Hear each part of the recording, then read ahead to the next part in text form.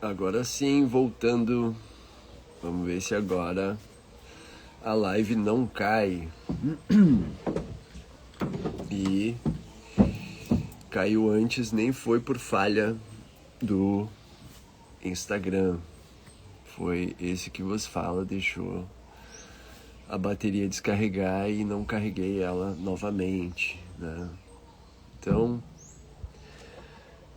retomando ali alguns assuntos que gostaria de deixar assim como registro aqui no Instagram, né? Eu estava falando sobre essa, essa, essa estatura do Tantra, que ela é ainda não totalmente compreendida aqui no Ocidente. Então, nessa live anterior, eu até fiz uma comparação bastante ousada, mas que ela é importante, pode ser importante como comparação para a gente ter uma melhor compreensão ou até uma tomada de consciência sobre a dimensão do Tantra, né? Essa dimensão muito mais profunda e ampla do que a gente vê dentro das caricaturas, né? E o estereótipo do Tantra como uma via sexual, certo? Então, eu estava falando na live anterior sobre essa origem em comum, né, do Tantra, do Yoga, do Sankhya. E quando a gente vai observar o hinduísmo, fazendo um breve remake aqui da aula que caiu e não ficou registrada, para fazer assim, a título, né, de comparação, quando a gente pega essas três vias das quais eu falei, o Tantra, o Yoga, o Sankhya, eles vão ter muitas relações, né? E a gente vai buscando mais e mais, a gente vai ver que vai ter, como se todas as vias ali do hinduísmo clássico, os 6 darshanas, eles estão se comunicando, né? Eles estão se retroalimentando também. E alguns complementam os outros, certo? E eu estava falando nessa live anterior, que ela infelizmente não ficou salva, que o Tantra, talvez ele sofra hoje em dia com essa caricaturização, né?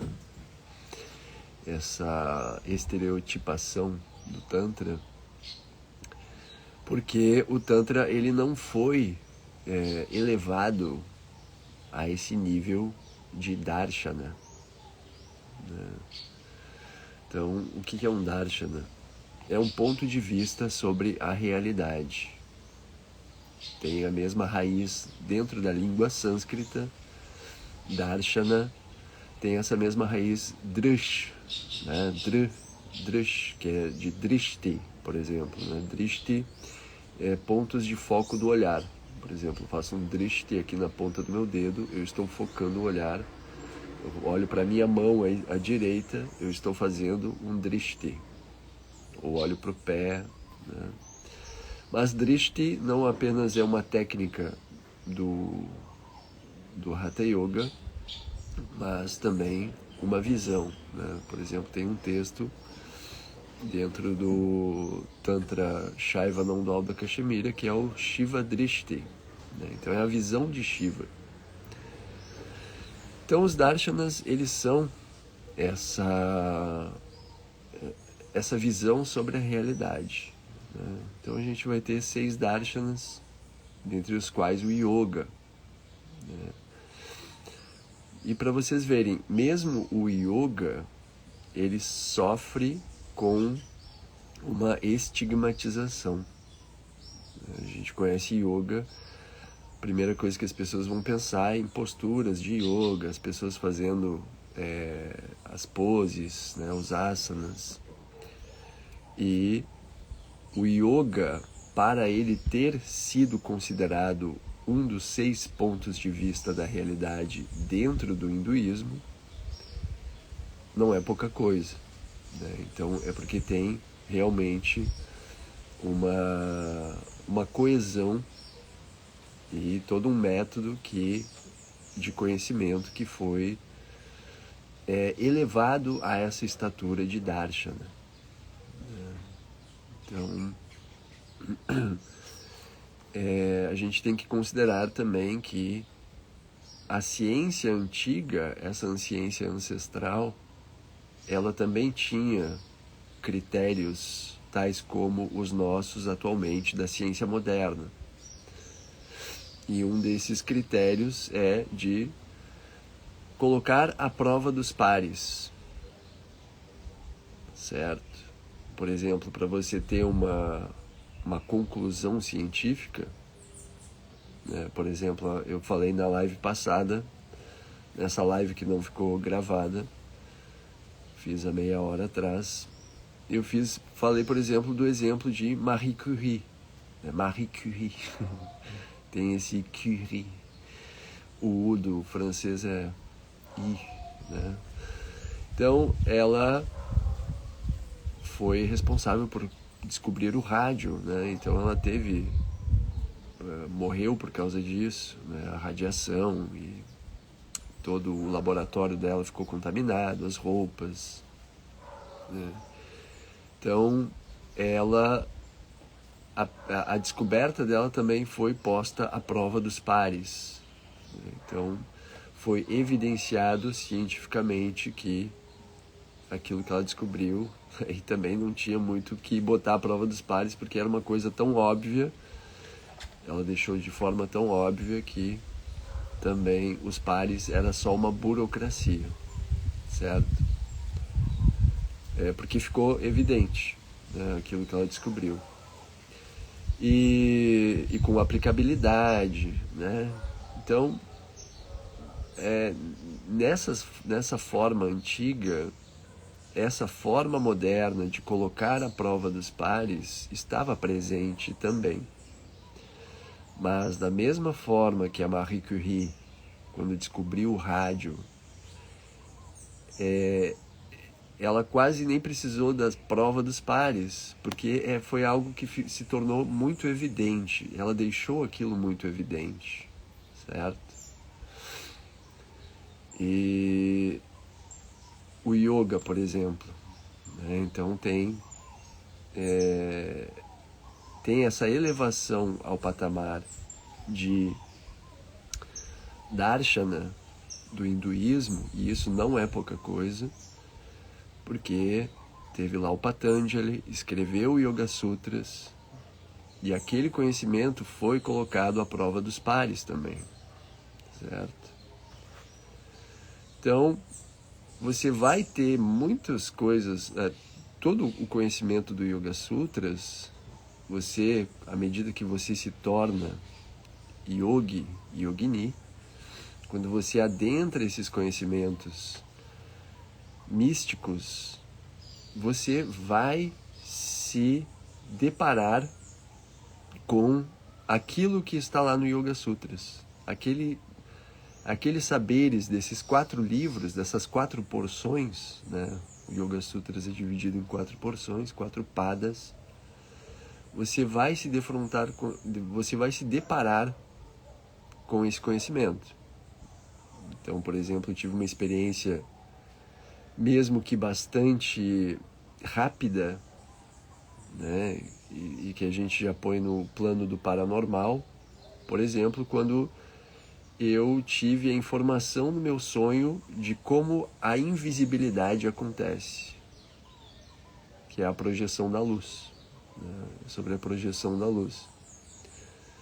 Então você vai ter lá no Yoga Sutras, sutra falando sobre essa capacidade de um yogin de tornar-se invisível, porque ele descobriu como atuar estar atuando sobre aquele processo da luz que está incidindo sobre alguma coisa, né? Então, e você vai ter lá todos esses aspectos que vão acontecer, essas coisas mesmo que vão acontecer à medida que você pratica yoga, né? Então, por exemplo, não é à toa que para muitas pessoas foi uma das publicações que eu mais tive engajamento, né, aqui no meu Instagram, que é sobre o celibato tântrico. Então, essa questão da castidade, de como lidar com a sua energia sexual, é algo que todos nós, em algum momento, nos deparamos. Por quê? Porque nós temos energia, essa energia sexual está presente em nós, e a gente tem que ter uma manutenção dessa energia, né? A gente vai ter uma manutenção energética, e é muito óbvio que nós queiramos dominar o jogo, né? Como que eu posso dominar o jogo em relação à energia sexual, né? Então vai ter lá no Yoga Sutras esse sutra que é um dos sutras que mais traz assim questionamentos e reflexões, que é sobre a castidade, certo? E como eu falei, essa publicação que eu fiz sobre celibato tântrico ali é uma das que eu tive mais engajamento, né? Então, para que o Yoga Sutras tenha sido elevado a esse patamar de uma grande corrente dentro do hinduísmo, certo? Isso não é pouca coisa, como eu estava falando, né? Então, por exemplo, eu fiz uma comparação na live anterior sobre como é que funciona dentro do catolicismo. Eu não sou uma pessoa católica, fui batizado e tudo, né? Fiz primeira comunhão, mas eu não sou um católico praticante, me tornei tântrica, né? Yogin. Então, quando a gente vê toda a sistemática e a estruturação da Igreja Católica, né, a gente vai ter essa forte influência em como molda a realidade no Ocidente, certo?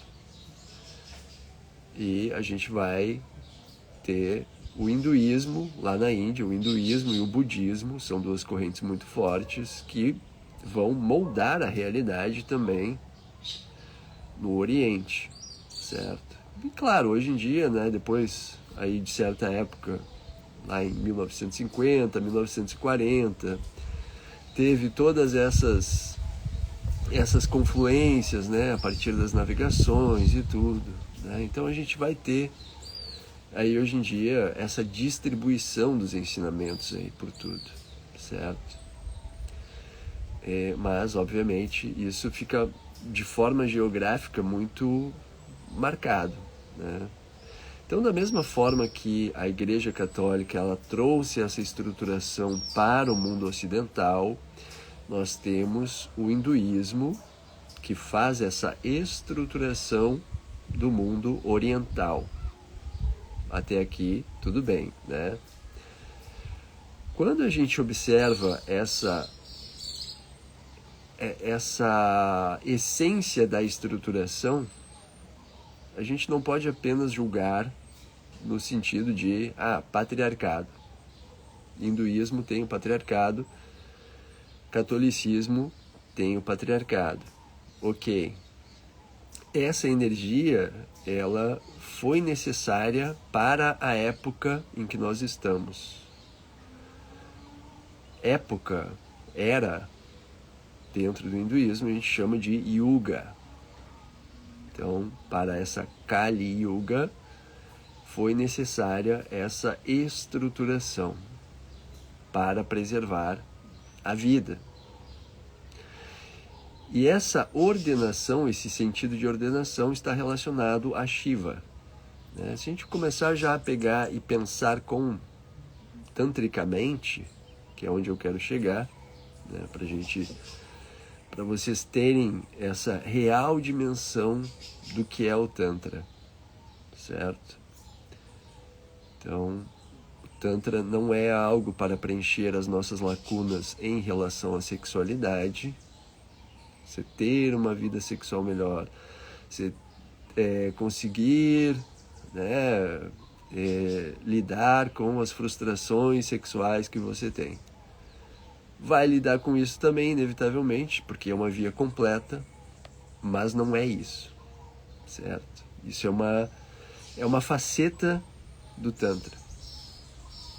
Então,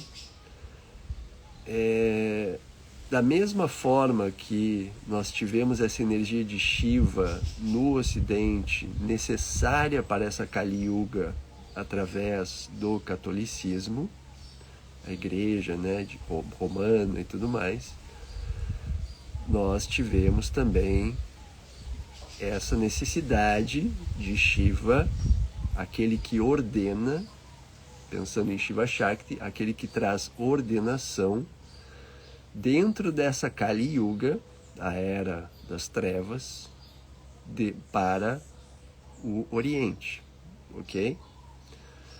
Então, pensando a partir daí, ou seja, você não está mais simplesmente no raivoso, a pessoa que, mas a Igreja Católica, o patriarcado, você está se abrindo, você está numa atitude feminina, certo?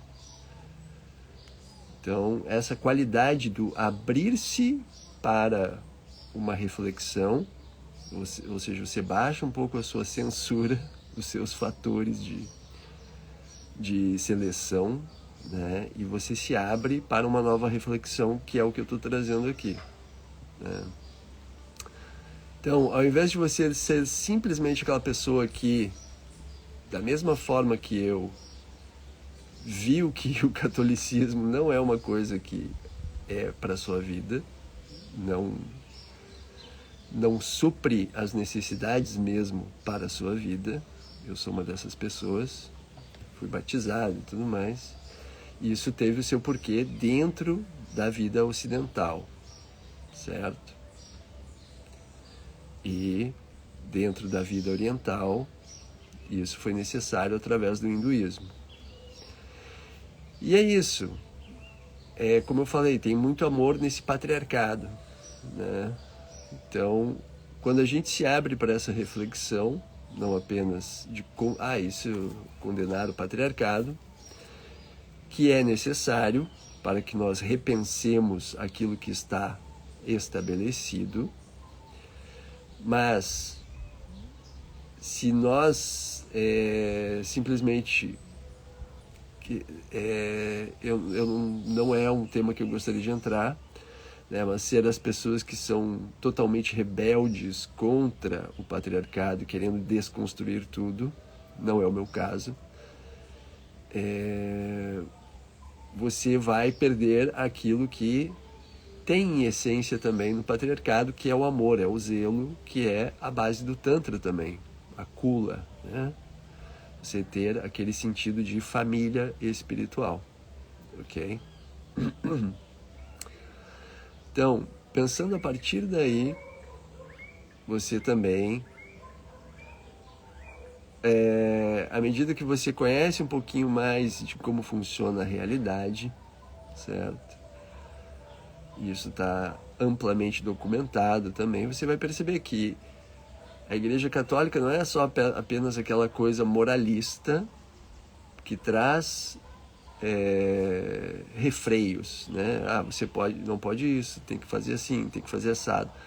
Não é apenas ordenador, certo? Não é apenas alguém coordenando, legislando e fazendo com que essas leis sejam aplicadas. Tem também, mas não apenas isso, certo?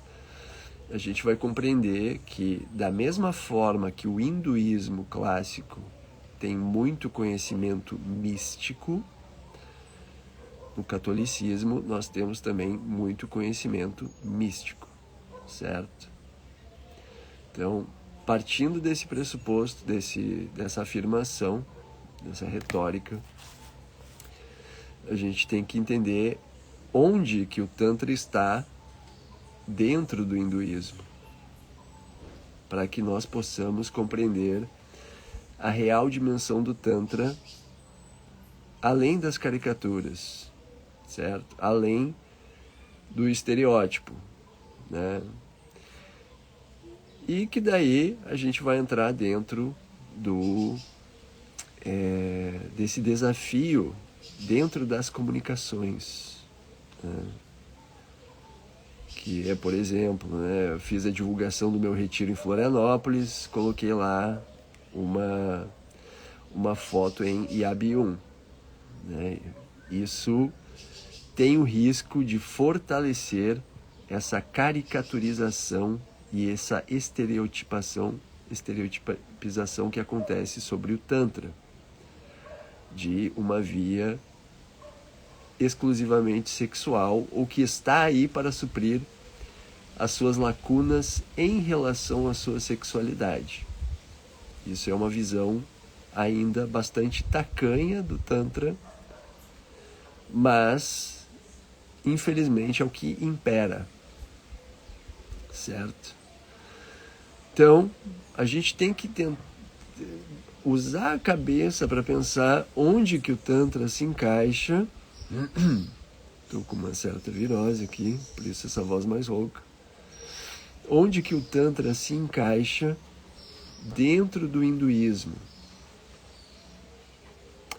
Daí a gente vai entender que o Tantra, tendo o seu lugar de bastante destaque dentro do hinduísmo, e o hinduísmo sendo tão grandioso quanto e poderoso quanto o catolicismo, a gente vai entender que o Tantra, ele não é pouca coisa, certo? Ele não é uma via para suprir essas lacunas em relação à sua sexualidade. Se bem compreendido, se o Tantra for bem compreendido, ele vai fazer esse preenchimento dessas lacunas sobre a sua sexualidade de forma magistral. Ou seja, em que vai abranger a totalidade do seu ser, não apenas uma sexualidade em relação à sua fisiologia ou seu comportamento, certo? Mas abrangendo também o seu espírito e a sua existência, ok? Eu estou fazendo essa aula aqui, essa breve aula, para também anunciar, né, que eu vou ter o retiro lá em Florianópolis, dias 19 a 21 de setembro. Então vou estar lá na Anandaon Casa da Montanha, fica no bairro de Trindade, em Florianópolis, nos dias 19 e 21 de setembro, para guiar as pessoas, essa sangha, essa egrégora que vai se formar, essa kula, nesses ensinamentos do Tantra Shaiva não dual da Cachemira, ok? E mais especificamente na via Yogini-Kaula, que é a via a qual eu pertenço, a linhagem a qual eu pertenço, né, a Sampradaya a qual eu pertenço, e que tem ensinamentos muito específicos. Então, por isso que eu estou fazendo toda essa aula aqui, é uma preparação ainda para essa segunda parte da aula, ok? Por quê? Como eu falei, até aqui, há que se compreender onde é que o Tantra está dentro do hinduísmo. E perceber que se ele está dentro do hinduísmo, ele tem essa grandiosidade e complexidade tão grande quanto o catolicismo, por exemplo. a religião judaico-cristã que fez todo o molde da nossa sociedade ocidental. Ok? Então, Tantra não é pouca coisa, certo? Então, à medida que a gente compreende que o Tantra não é essas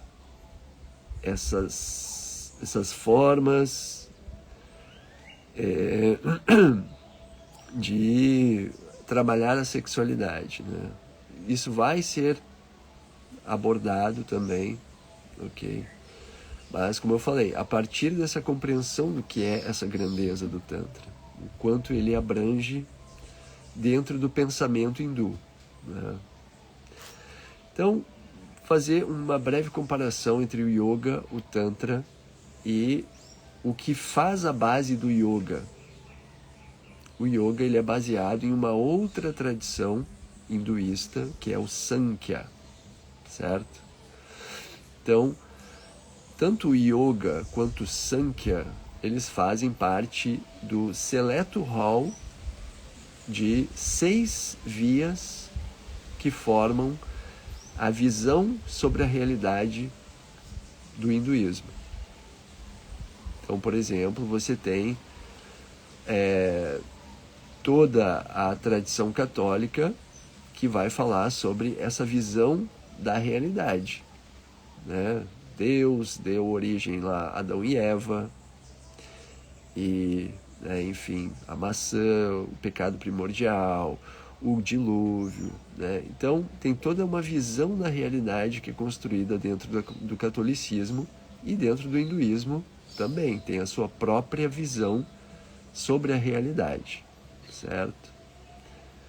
Então, dentre essas 6 escolas que compõem essa visão sobre a realidade do hinduísmo clássico, a gente vai ter o Yoga e o Sankhya.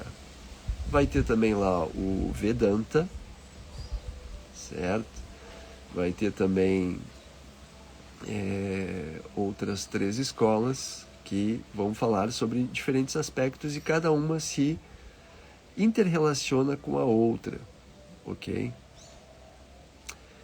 E para que o Yoga ele esteja nesse patamar de ser uma das 6 visões do hinduísmo sobre a realidade, é como eu falei, não é pouca coisa, né? Então, da mesma forma que a gente tem a nossa ciência moderna, que para validar uma descoberta científica é necessário passar pela prova dos pares, da mesma forma, em tempos ancestrais, para que uma descoberta fosse validada, ela tinha também que passar por essa prova dos pares.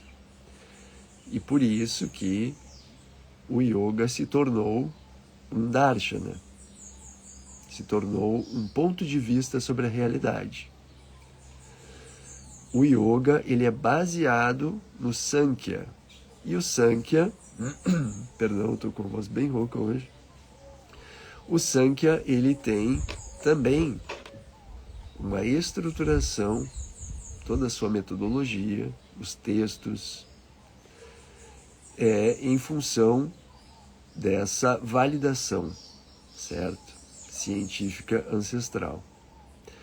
Então a gente vê que o Sankhya e o Yoga, eles fazem parte, são duas dos 6 pontos de vista sobre a realidade que formam o hinduísmo, ok? E o hinduísmo vai ter aquela diversidade deles, né? Da mesma forma que nós temos no Ocidente. A gente vai ter a igreja protestante, a anglicana, né? As várias ordens. E no Oriente a gente vai ter também as várias ordens que vão ter as suas diferenciações, né? Então, por exemplo, pouca gente sabe, mas tem o Ayurveda. Você pensa, medicina indiana, sim.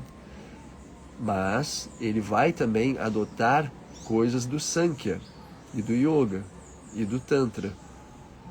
Porque essas tradições, elas estão assim, elas estão, digamos que, interrelacionadas, elas confluem e se retroalimentam, até porque elas têm esse nascimento em comum que é devido a uma questão geográfica mesmo, né? Para quem não sabe, por exemplo, na Índia, a gente vai ter lá a Caxemira, então logo ali, muito perto, a gente vai ter o lugar de nascimento dos Vedas, os textos, né? E um pouquinho mais aqui para o oeste, a gente vai ter lá a civilização do Vale do Indus. Então, geograficamente, a civilização do Vale do Indus, que dizem que era uma civilização tântrica, e os Vedas, eles estão muito próximos, né? Então daí a gente vai ver as disputas. Porque Vedas não tem a ver com Tantra, o Tantra não veio dos Vedas, né?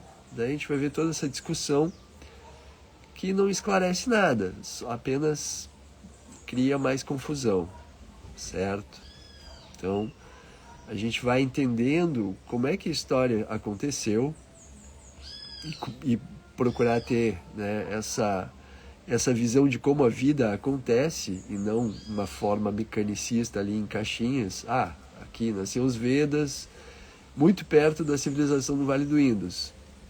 Não dá para deduzir ou botar a hipótese que eles podem ter uma relação muito forte um com o outro, né? E como eu já mostrei aqui em diversas aulas, para quem participou do Fórum Brasileiro de Tantra, a aula que eu dei, né, eu enviei o PDF para quem estava inscrito, que é essa relação, né? A gente vai ter Rudra nos Vedas e Bhairava e Bhairavi no Tantra.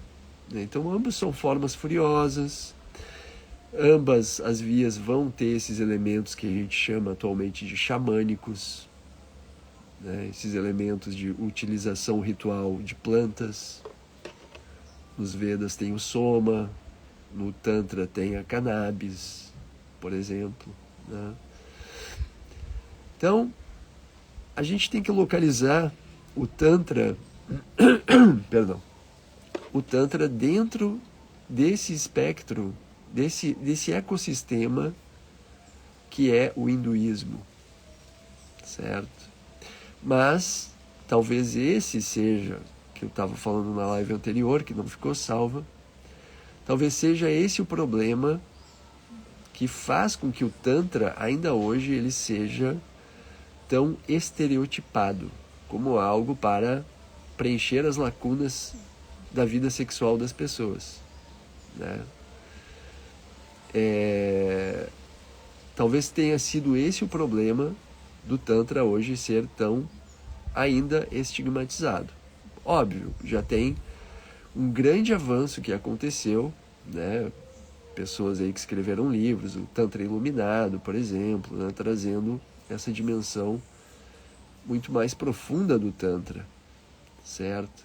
Muito longe dessa visão caricata, né? E cristalizada mesmo. Então, quando a gente observa esses dois aspectos, né?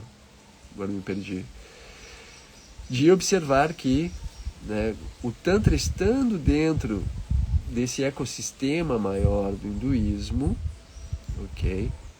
Em que ele vai ter ali a origem, o Tantra clássico, né, ele se baseia sobre o Sankhya, mas as raízes mais antigas elas são precedentes ao Sankhya, que é o culto de Shakti, o Shaktismo, e o Shaktismo é muito mais antigo que o hinduísmo, né? Esse culto ali, no Fórum Brasileiro também coloquei, né? Trabalhei muito sobre a deusa Ladya Gauri, né? Que é essa iconografia mais antiga da Índia, que você vê uma mulher ali com as pernas abertas e a vulva aberta para o espaço, né? Aberta assim.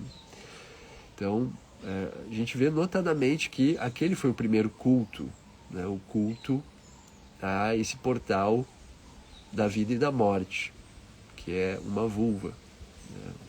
Uma yoni, e que tem essa incorporação dessas qualidades, né, no corpo de uma mulher, certo? Então, se a gente observa isso, que o Tantra ele faz parte desse ecossistema que é extremamente complexo, que vai ter o estudo do poder dos mantras, o poder do som. Aliás, o meu curso Sagrada Voz de recitação e pronúncia do sânscrito aplicado ao Tantra, ele está para sair, certo? Em breve vai estar aí mais informações do Sagrada Voz. Então, se a gente observa que o Tantra está dentro desse ecossistema que é extremamente complexo, que vai ter também ali um estudo, né, sobre a roda de Sansara, vai esmiuçar toda a psique humana, tal como é feito dentro do Yoga Sutras, né? Então, o Yoga Sutras, dentro desses darshanas do hinduísmo, para alguns autores, ele é considerado como psicologia, né? Porque ele estuda a psique. Então, ele vai estudar a psique, só que com essa visão holística, né? Que vai, por exemplo, falar sobre você faz a prática tal, você está fazendo a prática de concentração sobre alguma coisa, você vai ter acesso a informações das suas vidas passadas. Então, isso é catalogado. Não é como se é um achismo. Pega uma simpatia, né? Às vezes as simpatias têm também um grande saber, né? Não estou querendo menosprezar nada, certo? Tem muita sabedoria na sabedoria popular. Mas está catalogado esse tipo de experiência, né? Como eu falei antes também, por exemplo, a invisibilidade. Então pode parecer, perguntavam para o mestre Iyengar, né? O mestre Iyengar é aquele que tem uma grande capacidade de fazer posturas, ele foi um grande professor. Perguntavam para ele, você consegue beber ácido? Você consegue comer vidro, andar sobre o vidro? Você consegue se tornar invisível? E ele falava que isso é tudo uma caricatura da mente ocidental sobre o yoga. Mas você vê que nessa caricatura ocidental sobre o yoga já tinha algo que realmente nós temos dentro do yoga, que é esse estudo sobre como é possível o poder da invisibilidade, certo? Então, a gente vai ver que o que está no yoga também, ensinamentos do yoga, a gente vai ver dentro do budismo. As 4 nobres atitudes, né? Que é alegria compartilhada, compaixão, equilíbrio, equanimidade e a quarta eu esqueci. E a gente vai ver também aspectos que surgem a partir da prática diligente, quando você se torna um yogin ou yogini, que são poderes os quais Cristo tinha, certo? Então, por exemplo, à medida que você se torna, você ganha maestria sobre os elementos, os 5 elementos, no caso sobre os gunas, né? Sattva gunas, o princípio de pureza, harmonia.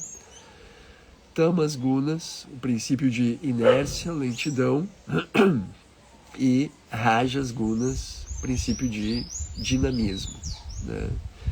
Então, é dito lá no Yoga Sutras, à medida que você ganha maestria sobre os gunas, você tem essa capacidade de andar sobre as águas, certo? Então, ok, você pode dizer, né? Você acho que está falando, né, algumas coisas que repetindo o que está no livro, né?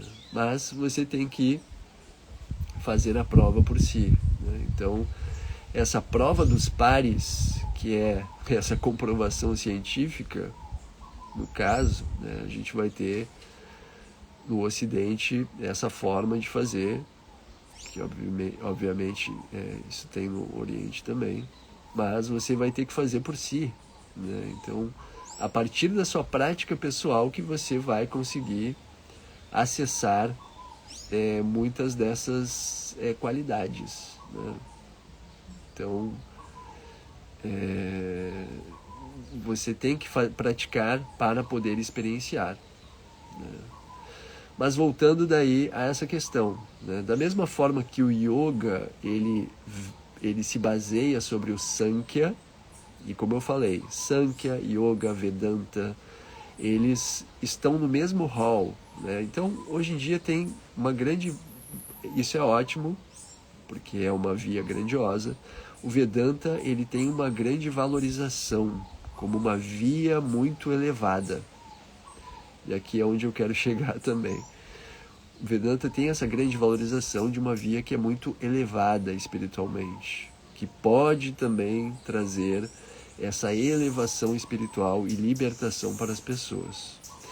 Da mesma forma que o Vedanta ele está ligado a esse hall, né, essas 6 escolas que formam a visão sobre a realidade do hinduísmo, o Yoga e o Sankhya também estão. Então, Vedanta, Yoga e Sankhya são 3 das 6 escolas, os macaquinhos, que formam essa visão da realidade, sobre a realidade que o hinduísmo tem. Então não é pouca coisa, né?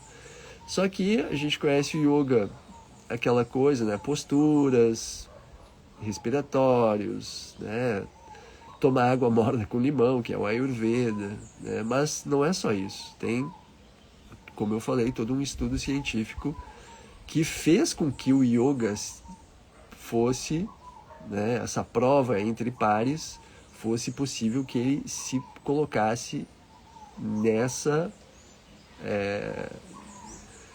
nesse pelotão de elite mesmo de escolas, que são 6 escolas. E o Sankhya também. Então o Sankhya ele vai ser essa catalogação da experiência humana, né? Então toda a experiência humana que eu tenho é os elementos, né, os 5 elementos, os sentidos, né, visão, tato, olfato, a fala, o pegar, o andar, a excreção, o órgão genital como com a sua ação sexual, né, a mente também em suas divisões, ego para individuação, né, a mente objetiva, né, e depois até chegar a espírito e matéria, né? Então, há algo que perdura mesmo quando a matéria vai se decompondo, né? Nós estamos num corpo. Hoje eu estou um pouco adoentado aqui, nem devia estar falando tanto, voz mais grave aí. Mas há algo que, mesmo que o corpo esteja cada dia, né,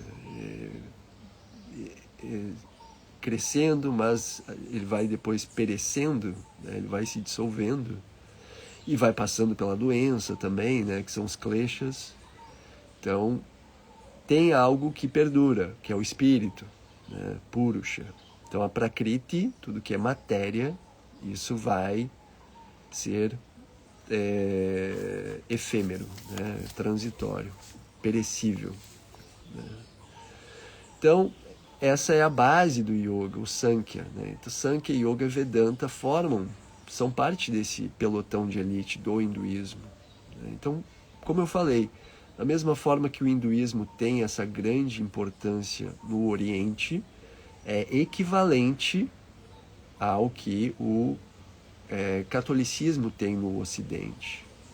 E o Ocidente, o catolicismo, a religião judaico-cristã, ela estruturou muito a sociedade ocidental. E dentro da sociedade oriental, o hinduísmo estruturou muito realmente a realidade, né, o cotidiano das pessoas, como as pessoas criam as suas dinâmicas interrelacionais, comportamentais. E daí tudo está relacionado à cultura, né, as piadas que são feitas devido a essa forma cheia de tabus, dogmas e crenças da Igreja Católica em lidar com a sexualidade. Então, atravessando as eras em que a gente vai ganhando mais liberdade de expressão, você não é mais jogado na fogueira, né? Você não é mais... enfim, né? Então a gente vai tendo essa modificação e isso vai afetar toda a cultura. Como é que funciona a cultura toda. Isso também no hinduísmo é muito forte. Então lá na Índia você vê os homens andando com o dedinho assim, né, na rua. É muito meigo. Mas não pode haver esse contato que nós temos entre homens e mulheres, né? Então os caras eles ficam assim abraçados, né? Então e ao mesmo tempo, né, a homossexualidade, apesar de ser muito forte na Índia, por causa dessa falta de contato entre homens e mulheres, ela era condenada por lei, né? Acho que há pouco tempo que foi tirada essa lei e tudo, não é mais crime você ser homossexual na Índia. Então a gente tem que pensar isso, que o Tantra, ele não é ali uma pessoa que inventou algumas práticas para que você resolvesse o seu rolê em relação à sua sexualidade. O Osho, ele inventou o Tantra para que você se tornasse uma pessoa mais empoderada. Não tem nada disso, né? Então a gente tem que ver o Tantra dentro desse ecossistema, e pelo fato do Tantra não ter sido trazido para esse hall de 6 escolas, porque o Tantra era disruptivo, ele era disruptivo em relação a esse patriarcado que estava se formando e foi se fortalecendo, o Tantra ele ficou renegado, mesmo que mestres do Vedanta, mestres do Yoga, mestres do Sankhya fossem beber dessa fonte que é o Tantra, certo?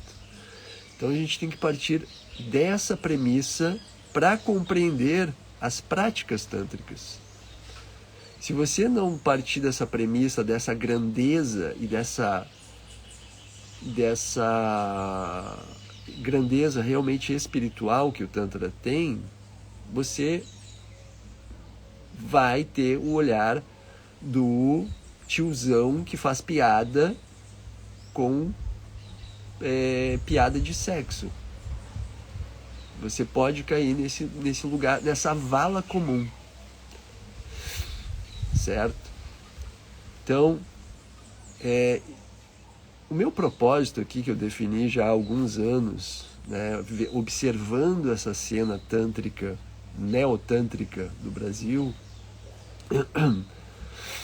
eu me coloquei esse propósito: elevar o nível do Tantra no Brasil, certo? Então, isso tem isso acarreta muitas consequências, certo? Se você realmente trabalha por isso, né? Então, obviamente, eu tive muitos ganhos, mas também os desafios que se mostram, porque você, né, vou enfrentar essa batalha. Você sabe que se você entrar num campo de batalha XY, você vai tomar tiro, né? Você vai, por exemplo, brasileiros que vão para a Ucrânia, você não vai ganhar bolo de chantilly, você vai tomar bomba caindo do drone, tiro de míssil russo, né? Então, a batalha que você resolve aderir, se engajar, o seu propósito, você tem que estar preparado para aquele campo de batalha que se apresenta, né? Então, uma das coisas que se apresentou para mim realmente foi esse grande estigma que as pessoas têm sobre o Tantra. E eu vou ilustrar com uma história aqui, certo? Eleições 2018, nós temos como candidato um emergente que falava sobre: eu não vou te estuprar porque você é feia. Você não merece ser estuprada porque você é feia. Então é muito grave isso, certo? Que uma pessoa dessas, com esse tipo de atitude, ela comece a ser idolatrada no Brasil. Mais grave ainda, sabendo que somos uma democracia bastante recente, nós temos aí, desde a Constituição de 1988, nós somos uma democracia muito jovem, certo? E você ter uma das pessoas mais idolatradas no Brasil, ela faz uma declaração de louvor a torturadores de mulheres. E o filho dele com camiseta do torturador, louvando esse torturador. Então, isso é algo extremamente grave de pensar que essa pessoa foi alçada à presidência, né? Então, a gente percebe a partir daí que o pensamento também que nós temos presente na sociedade é um pensamento bastante tacanho, né? Que quer retornar essa romantização. Ah, mas no tempo lá, não sei do que, a gente comprava mais, né? Essas coisas. Ou, no tempo de não sei o que, né? E, para isso, você escolhe aderir a princípios de selvageria. Brutalidade mesmo, né? Para alguém que louva um torturador, colocava ratos na vagina das mulheres, isso é um monstro, é um psicopata, certo? Então, a gente tem esse tipo de pensamento na sociedade. Então, como é que a gente, pensando nisso, como é que você vai querer que uma das vias mais elevadas da história da humanidade, que é o Tantra, não passe por um tipo de estigmatização, de piadinha de tiozão, né? Então você vai ter, obviamente, esse mercado a ser suprido. O tiozão que, né, tem a sua grana lá sobrando e vai contratar uma garota para ter uma masturbação gourmet, né? Ele tá pouco se lixando com princípios de feminino, tá pouco se lixando. Culto à deusa? O que é culto à deusa? Então, uma amiga minha terapeuta, ela já foi estuprada, né, no ambiente clínico que ela estabeleceu por um psicopata, né? Então, é um terreno bastante minado que a gente está lidando aqui, certo? Então, quando eu venho falar sobre elevar o nível do Tantra no Brasil, não pensem que é pouca coisa, porque o Tantra não é pouca coisa, certo? Então é esse o meu propósito. E daí chega nesse ponto, né, da mesma forma que a gente tem o catolicismo com inúmeros conhecimentos secretos que as pessoas não têm nem noção do quanto tem de conhecimentos secretos dentro da Igreja Católica, com agentes espalhados pela sociedade inteira vigiando tudo e a todos, certo? E hoje em dia ainda mais com a tecnologia.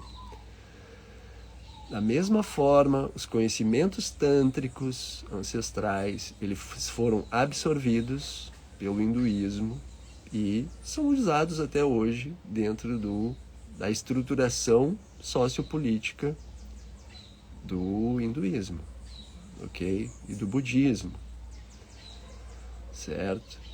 Então, é realmente ou você abre a cachola para uma realidade que já está presente e não tem nada de teoria da conspiração, certo? Ou você vai, né, arriscar cair nessa vala comum do tiozão que paga lá a sua masturbação gourmet. Talvez a terapeuta até tenha, né, eu quero ser uma pessoa que traz uma transformação para alguém, tá na melhor das intenções e tem que se deparar com esse tipo de coisa, certo? E pode sofrer, e de muitos relatos que eu já tive, sofrem violências em ambiente clínico, né? Então, aqui que entra daí o desafio, né? Daí eu estou falando aqui como também Thiago, que está aí no seu rolê de divulgar o seu trabalho. Eu já vivo como professor de yoga desde 2004, né? 2004 eu larguei as... Não, 2004 eu ainda trabalhava com algumas coisas que não fossem yoga, mas a partir de 2004 eu estabeleci agora, esse é o meu ganha-pão, né? Então, esse é um desafio, né? Ao longo de toda essa história aí, mais de 20 anos ensinando yoga, teve essa questão da pandemia, se adaptar para o digital e tudo mais. Como é que você faz essa comunicação para que essa estereotipação, essa estigmatização do Tantra venha cada vez mais por terra, né? Sabendo que o que vende é aquilo que, né, mais atrai as pessoas, que é o sexo, né? Então, obviamente que tem um trabalho bastante forte do Neotantra que atua, né, sobre essa sexualidade e trazendo essa forma de ver a sexualidade de uma forma mais ampla, da mesma forma que o Tantra sempre procurou fazer, mas que foi, né, ao longo das eras aí teve que cair no anonimato ou no hermetismo total, né, para poder se preservar até. Mas ainda tem, né, então essa grande estigmatização, essa forma caricata de olhar para o Tantra. E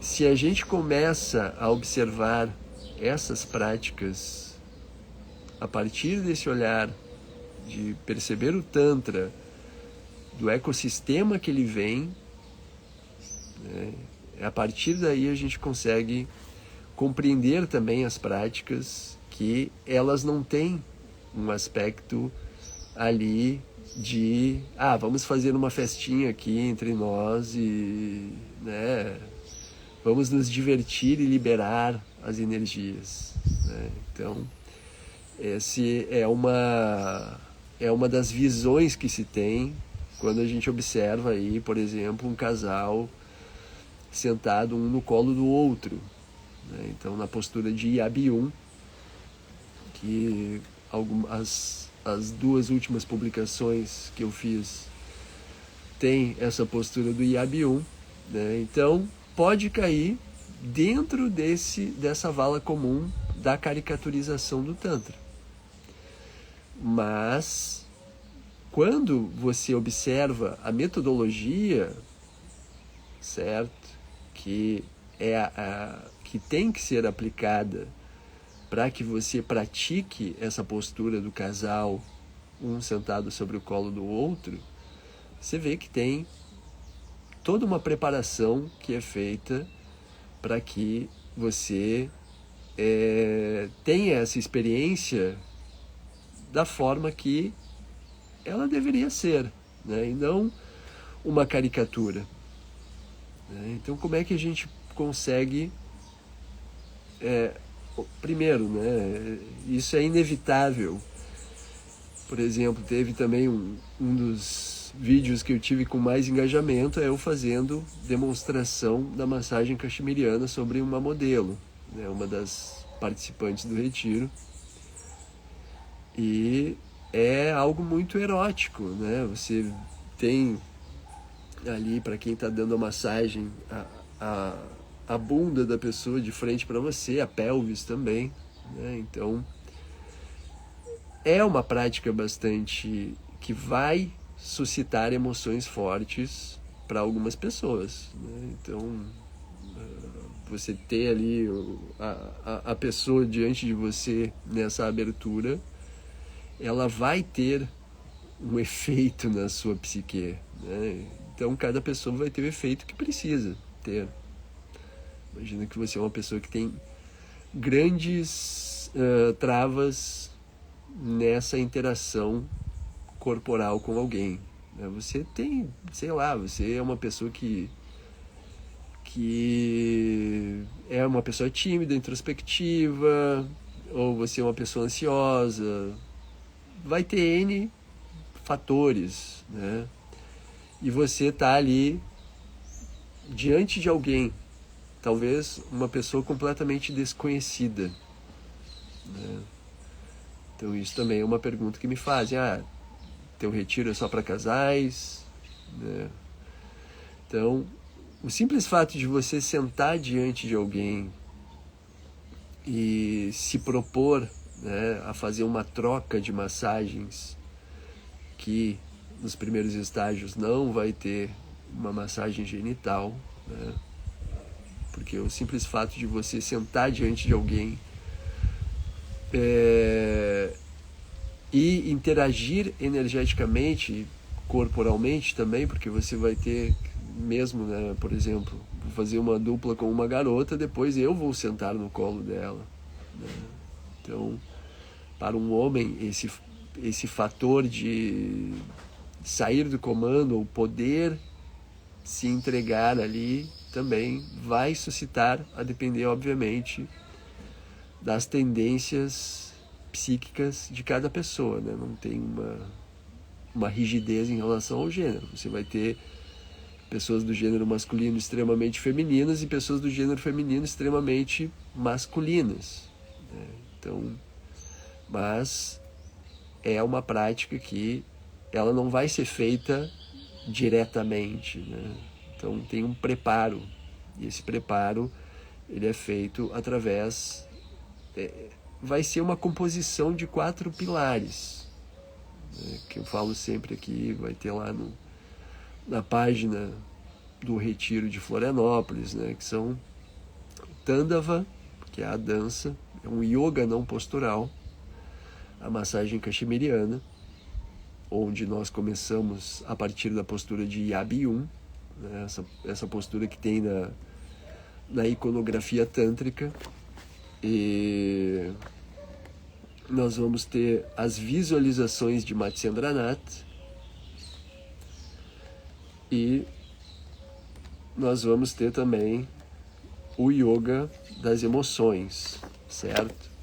Então é um método, não é uma invencionice de alguém que fez um curso aqui, outro ali, dentro dessa visão de Tantra como sendo algo para preencher lacunas da sua sexualidade, certo? Então, obviamente, vai envolver, vai afetar a forma como você se comporta, né? Então, uma pessoa que é extremamente tímida, nunca teve ali contato com o corpo de uma pessoa que deseja sexualmente, né? O simples fato de você começar a praticar o Tandava na metodologia correta, que tem um método correto de ser aplicado, se começar a fazer as visualizações de Matsyendranath, que vão fazer esse yoga, né? Matsyendranath, ele é considerado, para Abhinavagupta, o pai do yoga. A gente conhece mais o pai do yoga sendo Patanjali, né? Mas essa visão do hinduísmo tradicional. Pai do yoga para o Abhinavagupta, que é, digamos, o grande yogi do Tantra, é Matsyendranath, né? Então essas visualizações de Matsyendranath nós vamos trabalhar num campo que a gente pode chamar de campo quântico, né? Das infinitas possibilidades. Só que nós vamos trabalhar com uma egrégora, que é a egrégora das deusas vermelhas, certo? Então, eu estava falando na live passada, que infelizmente não ficou salva, né? Então, por exemplo, eu tenho uma formação online, que é a turma 8 que está acontecendo. Então, agora eu estou abrindo, né? Vocês vão ver aí em breve no feed as divulgações tanto sobre o Sagrada Voz, que é meu curso de recitação e pronúncia do sânscrito, aplicado ao Tantra, e também tem a formação em Tantra, né, online, que eu já dou aí desde 2020. Então eu vou começar a abrir as aulas, se você quer adquirir uma aula individual, avulsa, né? Por exemplo, a última aula que eu dei foi de uma deusa chamada Kumari. Ela é uma deusa vermelha, caprichosa, indomável. Ela também é muito benevolente. Então, você começa a trabalhar com a deusa Kumari através dessa prática de yoga tântrico. Não é uma prática que eu inventei. Vou fazer uma sequência de posturas para honrar a deusa Kumari. Isso é legal, mas não é isso. Essa prática eu recebi do meu professor, Daniel Odier, e o meu professor, Daniel Odier, recebeu essa prática de uma yogini lá nos Himalaias. E essa yogini tinha um mestre dela, Sahajananda Bhairava, que teve um mestre dele, que teve um mestre dele, sabe? Então é parampará. É uma sucessão discipular. É uma via preceptória, né? Então, você não inventa nada. Você pratica aquilo que teu mestre te ensinou, mestra, né? E se você tiver conexão com a Sangha, com essa egrégora, ótimo. Tem pessoas que, né, vão ter uma extrema dificuldade em fazer uma visualização, por exemplo, né? Então, você fazer a sequência correta da visualização da deusa Kumari, isso vai começar a afetar a sua vida, né? Então, a gente vai ter também essa questão do Nyasa. Tem que beber uma água, tô com Nyasa dentro do tantrismo, né? A gente tem a palavra Vinyasa, que tem a ver também, né? Nyasa, N-Y-A-S-A, você começa a se integrar com alguma figura da egrégora tântrica, né? Então você faz um Nyasa, por exemplo, com o seu mestre através do yoga da linhagem. Então, quando você faz essa prática em que você vai visualizar o seu mestre na sua frente ou acima de você, né? Tem duas versões do yoga da linhagem. No livro da Kali, por exemplo, que eu traduzi, no livro da Kali vocês vão ter uma versão do yoga da linhagem, né? Nesse livro aqui. Então você vai conectar com o mantra Om, para conectar com a consciência cósmica, repetir o mantra Om 3 vezes interiormente. Você vai visualizar que o universo ele se contrai no planeta Terra, e o planeta Terra se contrai até desaparecer no espaço onde você está. Então a gente vai aprendendo práticas de dissolução, certo? Laya. Então essas práticas de dissolução, elas são muito importantes. Então a gente vai ter práticas de dissolução a nível corporal e as práticas a nível cada vez mais sutil. Mas essas práticas, elas são necessárias para que você consiga atingir esses objetivos do Tantra, que é a realização do seu ser, certo? Então, quando a gente começa a trabalhar com a deusa Kumari, você vai também fazer uma espécie de nyasa. Você está fazendo um trabalho em que você vai absorver as qualidades daquela deusa, certo? Então imaginem na educação cotidiana que a gente tem. Você lá tinha seus 5, 6 anos de idade, desde antes, né? Desde o início, você vai observando e você vai repetindo aquilo que você vê nos seres humanos. Mas, quando você começa a ter uma individuação, lá pelos 7 anos, né? Você vai começar a... Eu não sou expert em psicologia das crianças, essas fases, mas você vai começar a ter referenciais fora da sua bolha familiar, né? Pai, mãe, irmãos. Então esses referenciais vão influenciar o seu comportamento. Então talvez você seja aquela pessoa que tem... Rudra, tá bom. Os gatos brigando. Você vai ter referenciais. Você vai ter...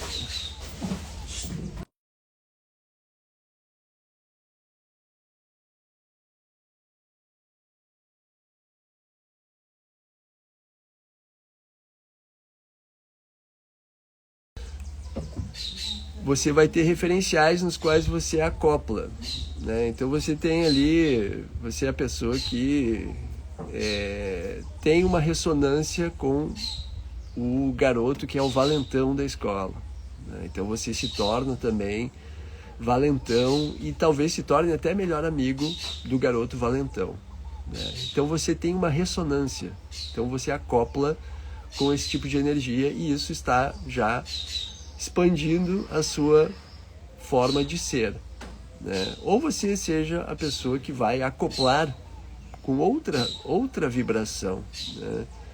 Então, no meu caso, por exemplo, eu era o tipo de... Estava falando na live passada sobre isso, né? Você está ali na roda de amigos, né? Ali, pessoas da escola, os caras da escola, tá trocando ideia, curtindo um Guns N' Roses e tudo, e de repente passa uma garota, talvez a garota até que você seja super afim, e ali alguém faz um comentáriozinho, né? Uma piadinha, às vezes interna, né? A garota nem escuta, mas você acopla ou você não acopla com esse tipo de brincadeirinha, né? Então eu sempre fui o cara que não acoplava com esse tipo de coisa. Então eu já começava a fazer uma triagem uma seletividade natural, né? Então você vai ter as pessoas que já acoplam com fazer brincadeirinha, né? Tipo de coisa que pode tomar dimensões bastante violentas até, certo? Então, dentro dessa visão, né, de você acoplar ou não com certas energias, certo?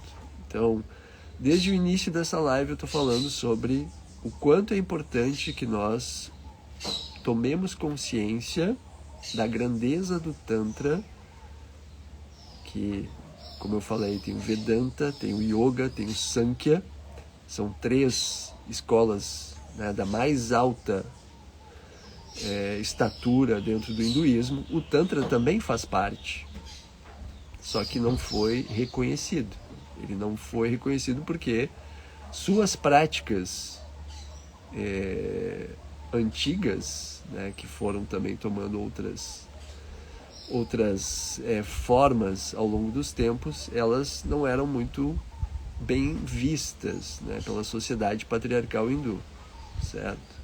Porque tinha uma sexualidade sem tabus, né? Então, da mesma forma que o Tantra ele tem essa grandeza, né, e que a gente vai ter também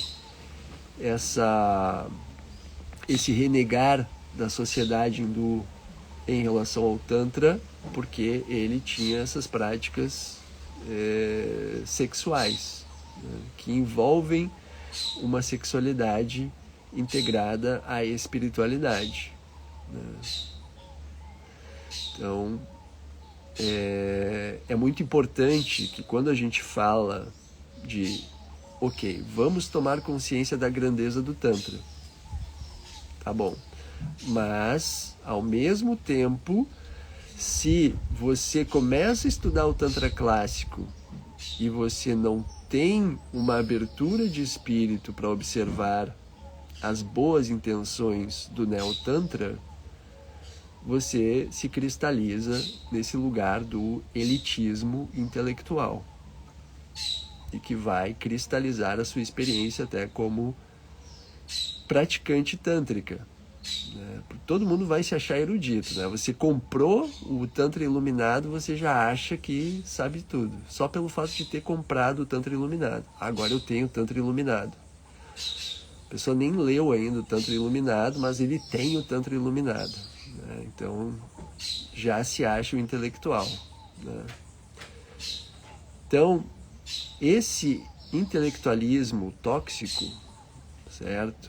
Ele tem esse fator que vai acontecer com qualquer saber que nós vamos adquirir, ele vai afetar o nosso ego, certo? Imagina, você conhece sobre mecânica de automóveis, então ali você está no meio de uma estrada e o seu carro quebra e você tem um mecânico a 5 quilômetros, né? Você vai até o mecânico, ele salva você, arruma seu carro. Então esse mecânico, espera-se que ele tenha uma certa humildade, né? No sentido de também não tirar todo o seu dinheiro para que você conserte o seu carro, mas ele, inevitavelmente, ele tem o direito de ter um ego que está um pouco, digamos que, né, ele tem ali esse fator, né, de poder salvar você, né?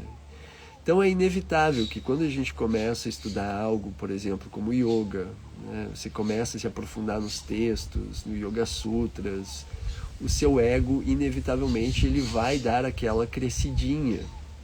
E isso é importante, que você tenha essa crescidinha do ego, porque o seu ego, ele é a individuação, né? O que vai fazer com que você seja esse indivíduo que tem as suas próprias reflexões, seu próprio discernimento, sua própria opinião, seus próprios pensamentos, né? Então, quando você está estudando, por exemplo, Tantra clássico, é importante de observar que essa visão do Tantra clássico de não conseguir também acessar essas práticas que envolvem a sexualidade é um problema. Porque você está, digamos que, condenando uma parte muito importante da via tântrica, que é o trabalho sobre o que envolve a nossa sexualidade, né? Mas vai ter esses aspectos, né, de como isso é feito, né? Então, se a gente tem essa visão sobre o Tantra de uma visão estereotipada, em que a gente pensa, o Tantra é uma tecnologia para suprir lacunas da minha sexualidade, né? Pior ainda quando é sobre a performance sexual, né? Então, a partir do momento que a gente consegue tomar essa consciência do ecossistema do qual o Tantra vem, dessa complexidade que forma o Tantra, né? Daí sim, quando a gente vai ver as práticas meditativas tradicionais, por exemplo, a prática do Yabiyun, que é essas essas fotos, né, das minhas últimas publicações, aí sim a gente vai começar a compreender que são práticas, são tecnologias que elas não são para suprir uma, sei lá, vou lá ver se no retiro vai ter alguém que eu me dou muito bem, né, e vou conseguir ter um momento a dois lá e tudo mais, né. Então é algo que, para que realmente tenha uma influência benéfica e de forma integral na sua vida, isso vai envolver, obviamente, toda uma preparação para que você esteja nesse momento em que você vai estar sentado diante de alguém que vocês vão ter um contato mais íntimo. É importante essa preparação. É importante que haja esse método para que isso aconteça da forma mais adequada possível, certo? Então, uma postura como o Yabium não é apenas ali uma prática para desbloquear, né, a sua timidez. Não, ela está dentro de um âmbito maior. Da mesma forma que o Tantra está num ecossistema ali do hinduísmo, do shivaísmo, do shaktismo, que é muito mais antigo que o hinduísmo, esse culto ao corpo feminino mesmo, né, que é portal da vida e da morte. No Fórum Brasileiro de Tantra eu trouxe lá essa iconografia da Ládia Gauri, essa deusa que era cultuada com as pernas abertas, né, e sua vulva aberta, portal da vida e da morte, né. Então, da mesma forma, uma prática como o Yabium, de você ver ali um casal, um sentado no colo do outro, isso não é algo assim, tipo, vamos fazer ali uma dinâmica de casal. Não, isso está dentro de um ecossistema maior que se chama método. É o método tântrico dessa escola específica a qual eu faço parte, que é a Yogini Kaula, né? Então, a prática em si, ela vai envolver uma preparação individual que vai ter três coisas, né? Aliás, tudo vai ser parte da preparação individual, porque você trocar massagem com alguém, você vai estar trabalhando a sua individualidade muito forte, né? De forma muito forte, porque você vai lidar ali com, sei lá, você era um adolescente travado, aquela pessoa que começa a gaguejar quando vai falar com alguém, né? Você tem inúmeras travas, bloqueios. Então, a gente começa por essa prática do Tandava, né? Então, é o que eu falei antes. À medida que a gente tem esse olhar do Tantra como sendo uma via para suprir coisas da sexualidade, da forma ocidental de ver as coisas, você pode cair na vala comum do tiozão que faz piada. Olha ali, né? O tiozão que faz piadinha, tipo, sexualizando tudo, ou aquela piadinha chula, né? Então, isso está sempre rondando quem está praticando e estudando Tantra. É fato, né? Então, quando eu comecei a dar aulas de Tantra e falar sobre isso nas minhas aulas, 2010 isso,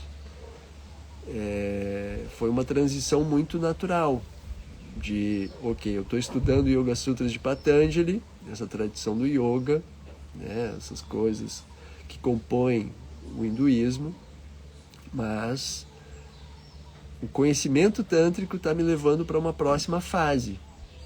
Então, muito naturalmente, nas aulas de yoga que eu guiava, certo?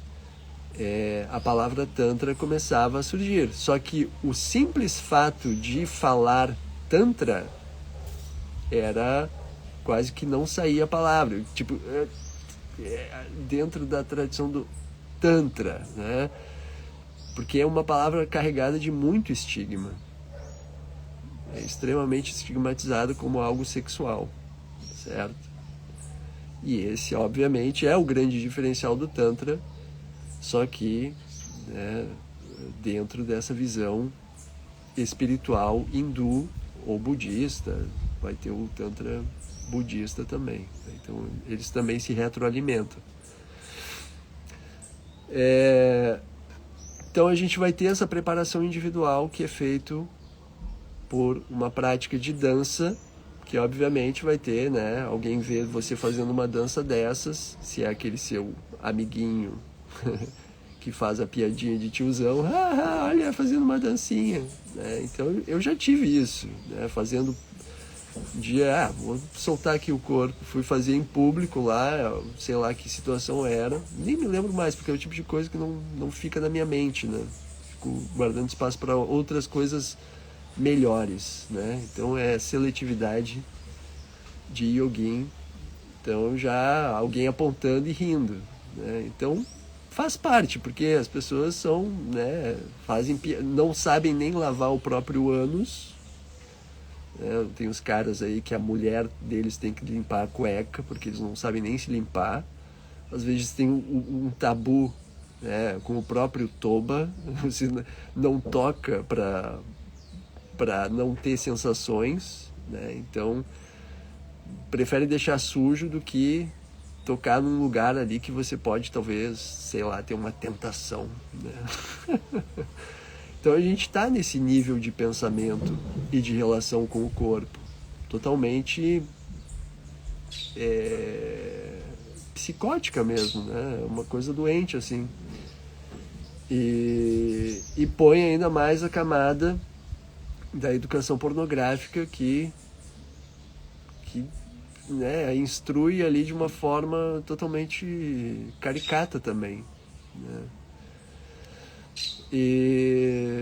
Então é isso, quando a gente tem um retiro, um programa, né, um programa online, eu ofereci, tem o curso de massagem cachemiriana na versão beta para o pessoal da formação, né? Mas você não vai ter a experiência real, né, de estar ali sendo guiado por alguém e, né, com essa maestria que pede também, né? Porque uma das coisas que é muito importante é você estar ali quando, por exemplo, eu vou dar aula, eu me conecto ao grupo.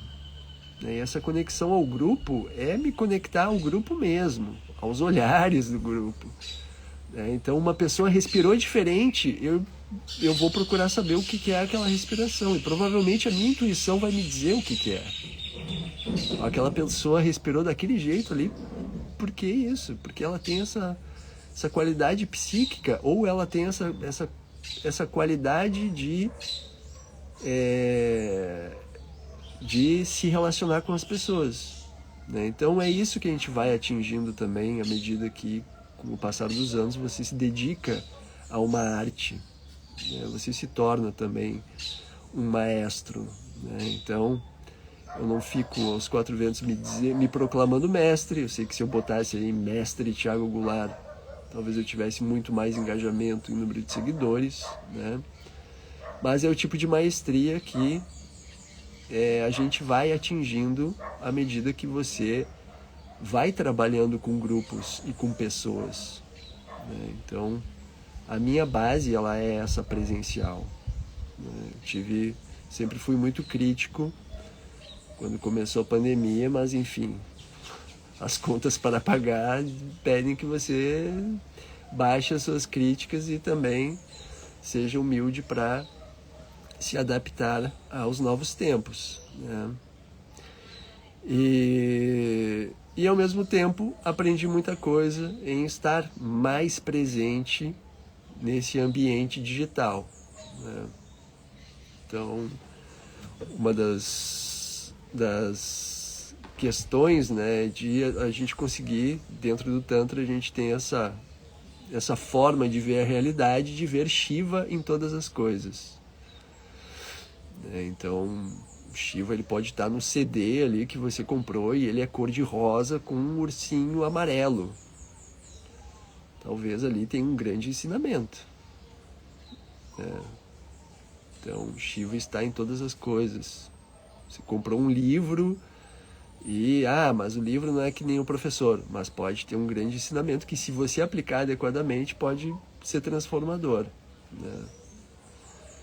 Mas então a gente tem esse diferencial com um retiro presencial, por exemplo, esse que eu vou estar oferecendo em Florianópolis dos dias 19 ao 21, né?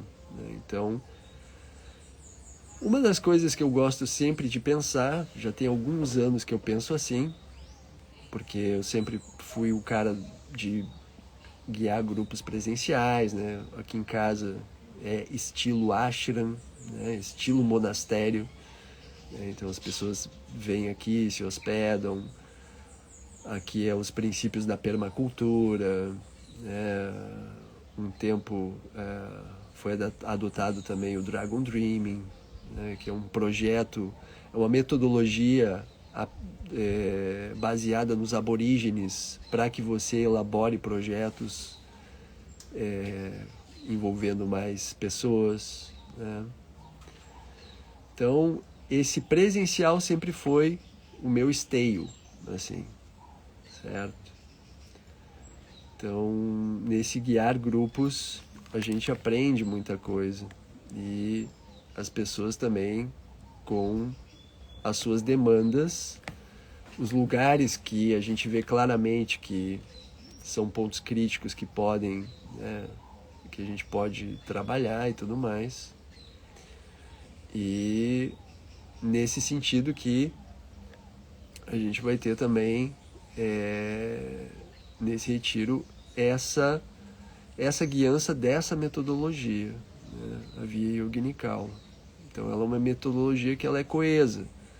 Então, da mesma forma, você vai para uma aula de Ashtanga, você vai ter o mantra do Ashtanga. Vande Gurunam Charanara Vinde Sandarshita Swatma Sukava Bodhe Niheshreyase Jangali Kayamane Samsara Hala Hala Moha Shantye Abahu Purushakaram Shankachakrasi Dharinam Sahasra Shirasam Shwetam Pranamami Patam Jalim. Então, eu já dei tanta aula guiada em que eu puxei esse mantra, em que eu tenho que adaptar também a pessoa que a cognição dela é mais lenta. Então, Vande Gurunam, daí todo mundo repete. Às vezes, termo por termo. Vande, Gurunam, Charanara Vinde, Charanara Vinde. Então, dependendo do grupo, tem grupos que são mais dinâmicos, né? Então, você vai ter grupos que a fluidez vai ser diferente, mas isso você percebe quando se conecta com o grupo. Você está ali presencialmente com alguém e tem pessoas que são muito rápidas, né? Então, elas entendem as coisas muito rápido e acoplam também com os ensinamentos muito rápido, né? Então, há uma ressonância e muitas vezes é algo até que a pessoa já estava há um bom tempo buscando. Então, por exemplo, no meu caso, já sendo praticante aí de yoga desde 99, 2000, né? Então, às vezes eu conto essa história, que eu ia sempre na biblioteca de Porto Alegre, biblioteca municipal, né? Então, um prédio antigão lá, acho que dos anos 20, e muitos títulos de livros. Então, para mim, aquilo era um parque de diversões, né? Ia lá nos hinduísmo, Ayurveda, Vedanta, Yoga, né? Mas sempre tinha essa grande resistência para mim. Eu não acoplava com esse ensinamento do Vedanta de que tudo é ilusório, né? Então, essa visão hinduísta de ver tudo como uma ilusão, Maya, como tudo sendo uma ilusão, aquilo me deixava sem chão, sinceramente. Porque imagina, você tem 20 e poucos anos, você está ali cheio de gás, né? Fazendo várias coisas, trabalhando, estudando, saindo com a galera e tudo mais, fazendo esportes, né? E você quer viver uma vida intensa, cheia de coisas. Ainda tinha uma banda, né? Andava de skate, trabalhava, tinha as amizades. Então, você pegar uma tradição ali que te diz tudo é uma ilusão. Só que eles não dizem apenas tudo é uma ilusão. Você vai ter um livro aí, por exemplo, o Vivekachudamani, aqui. Você vai ter um livro que ele vai assim fazer uma trama realmente para te envolver nessa visão deles, de que tudo é uma ilusão. Então, o Vivekachudamani é um grande exemplo, né? Você vai simplesmente... Tem pessoas que vão acoplar com esses ensinamentos de que tudo é uma ilusão e gradualmente vão talvez até se tornar monges, né, e renunciantes.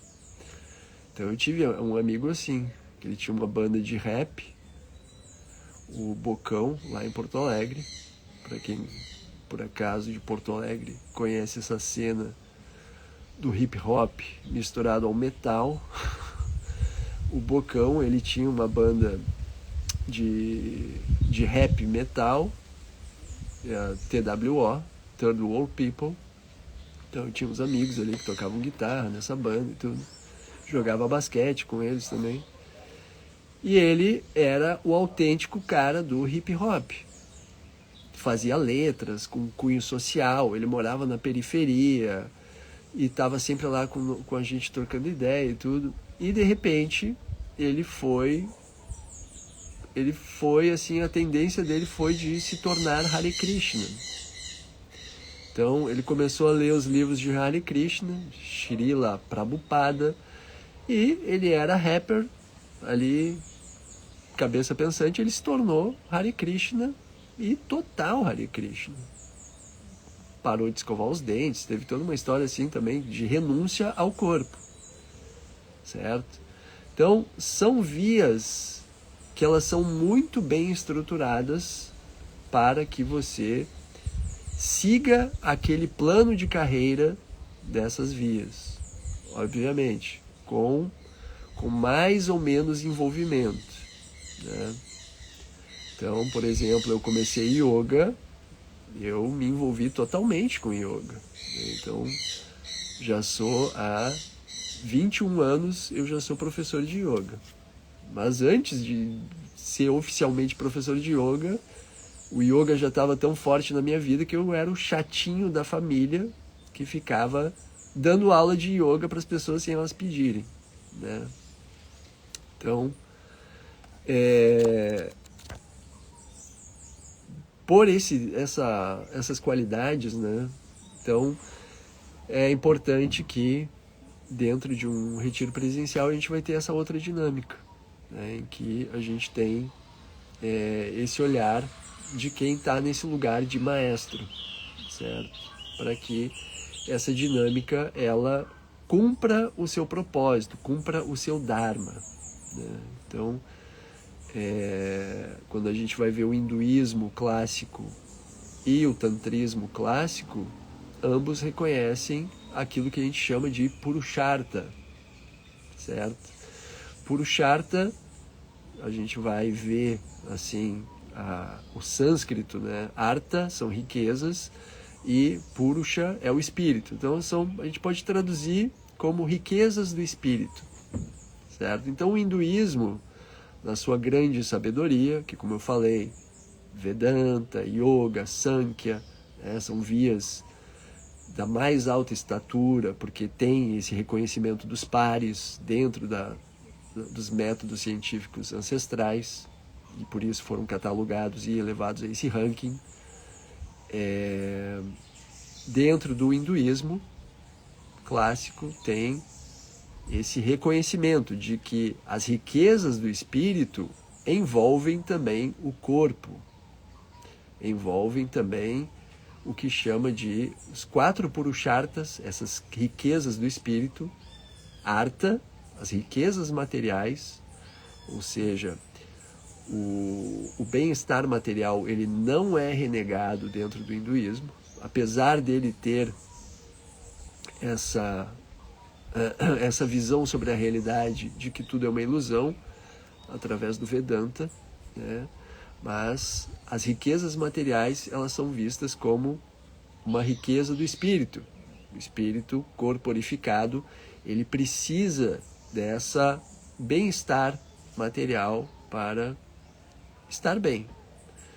Artha, kama, são os prazeres sensoriais, que eu gosto de observar não apenas como os prazeres eróticos e sexuais, mas também os simples prazeres da vida, né? Você ter, sei lá, uma manhã de domingo, como eu estou aqui falando com vocês e tomando meu chimarrão, né? Então, para mim, isso é um grande prazer de estar desenvolvendo aqui uma aula, que depois também vai para o meu YouTube, para o pessoal da formação, né?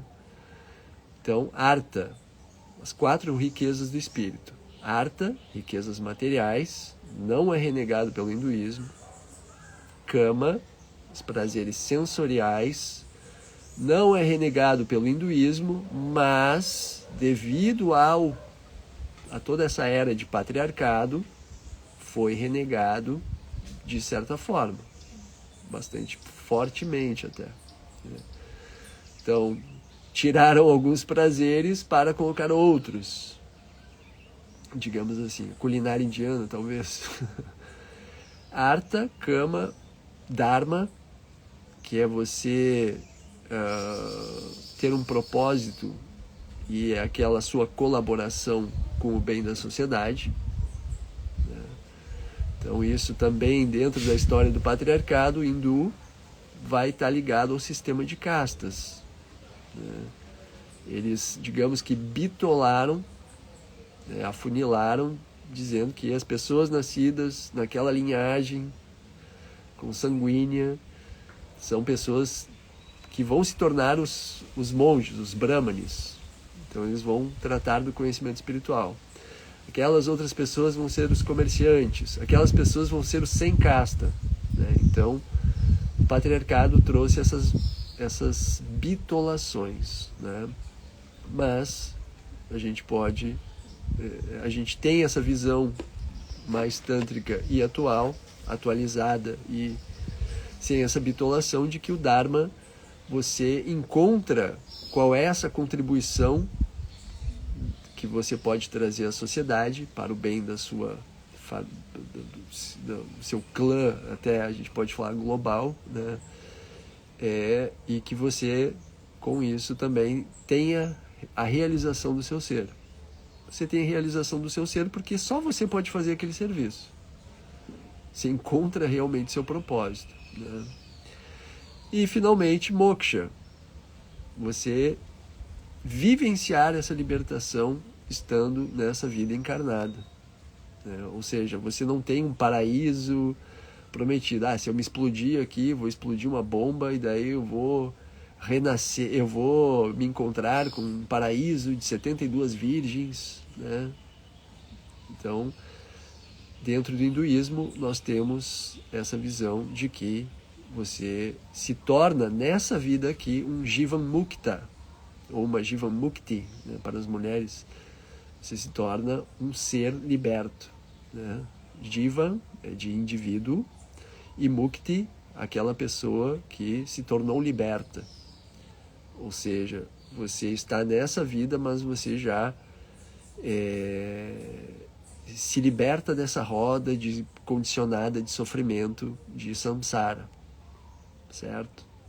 Para isso nós temos o yoga e o tantra também e o sankhya. Então cada uma vai contribuir, e o vedanta, né? Então dentro do hinduísmo clássico nós temos esses 4 pontos que distinguem também o hinduísmo, por exemplo, dessa visão judaico-cristã, mas a visão judaico-cristã também tem a sua forma de lidar, por exemplo, da mesma forma que no hinduísmo vai ter o casamento prometido, dentro do catolicismo vai ter o casamento, a união mística, né? Um casal que, para quem não sabe, por exemplo, o dedo anular ele tem, onde vai o anel do casamento, da mão esquerda, tem um nadi, que vai até a glande, a glande seja peniana ou clitoriana, está diretamente conectado, né? Então, uma das razões místicas do anel ele ser aqui no dedo esquerdo é por isso, no dedo anelar, né? Então, não há forma nenhuma de condenação da minha parte, é só um estudo comparativo, certo? Então, no hinduísmo nós temos esses purushartas. No tantrismo, nós reconhecemos também esse purusharta, esses 4, digamos, riquezas do espírito. Artha, riquezas materiais, Kama, os prazeres sensoriais, Dharma, você ter o seu propósito, aquilo que você só você sabe fazer, e Moksha, né? Você se tornar uma pessoa liberta, né? Então, quando a gente pensa nas práticas tântricas, que elas correm o risco de cair nessa vala comum de ser olhadas com o olhar do tiozão do pavê que faz piada. Você vai ver ali no meu feed, a minha última publicação anunciando o retiro em Florianópolis, a postura de Yabiyun. Falam como é que é a postura do índio também, que uma pessoa senta sobre a outra, né? Então, essas posturas, elas correm o risco de serem interpretadas a partir desse olhar do tiozão do pavê, certo? Ou do tiozão golpista reacionário, certo? Então, quando a gente tem essa capacidade de compreender essa grandeza do Tantra, e que, por exemplo, a gente tem os purushartas, né? Riquezas materiais, prazeres sensoriais, propósito, libertação em vida. Isso é uma das estruturas pelas quais vai formar o tantrismo também. Então a gente vai ver que as práticas meditativas, elas estão aí, elas existem para contemplar também esse purusharta, certo? Por quê? Porque não é, por exemplo, ok, você vai fazer um Yabiyun, é para você ter prazer com outra pessoa. Sim, porque você vai aprender esse relacional, né? Você está diante de alguém, você tem que se colocar corajosamente diante de alguém para lidar com os seus bloqueios, né? Ou lidar corajosamente também com os bloqueios da outra pessoa que está diante de você. Mas como estamos ambos num ambiente ritual que é guiado por uma metodologia que procura a libertação de ambas as pessoas, e não para saciar, né, os prazeres de um tiozão que vai buscar uma terapeuta neotântrica só por uma punheta gourmet, né? Então, esse ambiente ritual, ele é criado para que essa experiência, ela contemple não apenas estou aqui para sentir prazer. Não, você vai desbloquear coisas internas que vão afetar a forma com que você se relaciona com as riquezas materiais, a forma com que você se relaciona com os prazeres sensoriais, e isso envolve ter um grande prazer, por exemplo, em ficar olhando para a natureza. Muito tempo, ficar ali, curtindo a natureza. Até compartilhar com vocês a visão que eu tenho daqui.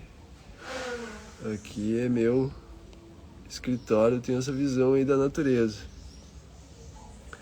certo? Então, é também você conseguir ter um processo você entrar num processo de sensibilização, de despertar da consciência e despertar do seu corpo fisiológico mesmo, de tal forma com que você vai modular o seu corpo para que você tenha essa abertura para uma sensibilidade estética, de que você tenha uma ressonância com a beleza, você tenha reatividade, né? Então, tipo, tem pessoas que não estão nem aí pela natureza, um monte de mato, quero jogar no videogame. Tem pessoas que não têm a capacidade de contemplação, né? Ou de reconhecer os animais como seres também que têm que ser considerados como dotados de consciência, sentimentos, né? Então essa abertura que nós fazemos dentro de um retiro tântrico, por exemplo, é para que você se abra a esse despertar da consciência, em que você vai ter essa maior capacidade de maravilhamento, de realmente olhar para alguma coisa assim, uau, olha só esse pôr do sol, olha esse nascer do sol. Então você vai ter essa capacidade de maravilhar-se, né? E a coisa mais triste do mundo é quando você vê alguém que está tão adoentado, está tão sobrecarregado, que faz com que você esteja diante de algo que você gosta muito, por exemplo, um bolo de chocolate, e essa pessoa não tem a capacidade de saborear esse bolo de chocolate porque os seus sentidos estão totalmente embotados, né? E é também algo científico, né? Desde que você trabalha a sua capacidade de sentir prazer também, a sua relação com as outras áreas, elas vão ser afetadas, né? A sua relação com a matéria, a sua relação com o seu propósito, porque você vai ter essa capacidade de observar-se como indivíduo autêntico, que precisa trabalhar essa sua autenticidade e não ser só mais uma pecinha no sistema, né, que fica seguindo as pessoas. E isso, obviamente, vai trazer um tipo de realização que vai fazer com que você se sinta uma pessoa realizada, ou seja, você vai ter essa libertação em vida, né? Moksha, certo? Então, basicamente era isso que eu queria falar nessa live, sobre essa grandeza do Tantra e que não é pouca coisa, só foi renegado pelo sistema patriarcal hindu, mas é reconhecido quando a gente vê mestres de Vedanta como Shankaracharya, que foram beber do conhecimento tântrico e daí compuseram hinos tântricos, né? Shankaracharya é o grande exemplo, é o grande mestre do Vedanta que bebeu do Tantra e influenciou bastante o seu trabalho, né? E temos muitos outros casos. Krishnamacharya, o grande mestre de Hatha Yoga que trouxe aí para o Ocidente, Ashtanga Vinyasa Yoga, Iyengar, Indra Devi, Desikachar, que é do Vini Yoga, né? Ele também bebeu dessas raízes tântricas, né? Então o Tantra está em várias partes sem as pessoas saberem, já estão praticando Tantra sem saberem, mas caricaturizam o Tantra achando que é uma massagem com um final feliz, ou, né, técnicas para preencher lacunas ou melhorar sua performance sexual.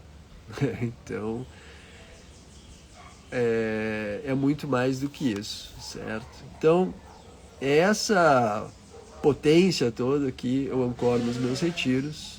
Eu procuro dizer também que os grupos se formam, realmente, o próprio grupo que se forma já é um portal. As pessoas certas que devem chegar, chegarão, ok? E para que esse propósito do Tantra seja cumprido, né? Então, me despeço de vocês, grato pela atenção de vocês e até uma próxima live falando aqui sobre Tantra e também procurando desmistificar e trazer mais consciência sobre a grandeza do Tantra e o quanto ele pode ser, o quanto o Tantra pode trazer também uma realização do ser de forma integral, né? Além dessa caricatura de via sexual, certo? Eu sou o Thiago Goulart, que essa live foi originalmente realizada no meu Instagram, mas peço também que vocês sigam o meu YouTube, o Código Kaula, onde esse vídeo também provavelmente estará nos próximos dias, certo? Ótimo domingo e até breve.